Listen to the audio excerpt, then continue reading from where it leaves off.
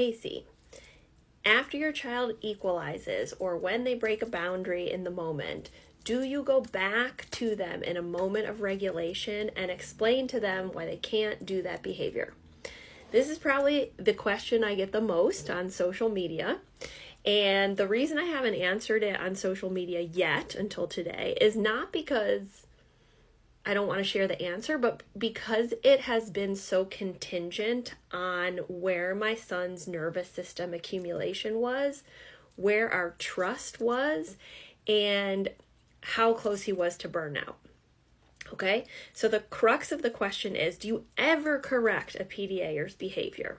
And the answer is, yeah, sometimes. But we have to take into consideration that anytime we are correcting or teaching, there will be some activation, right? And so the cost of that activation is much higher when the child is in burnout and you're rebuilding trust.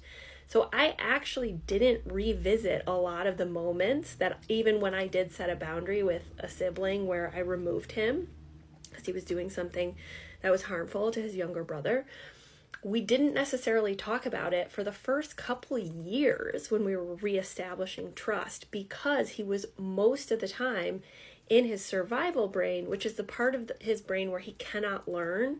And when I would bring it up, it would put him further into survival and diminish trust between us. Now that we've been doing this for 5 years, of course I talk to him about it afterwards, and it might be an hour later.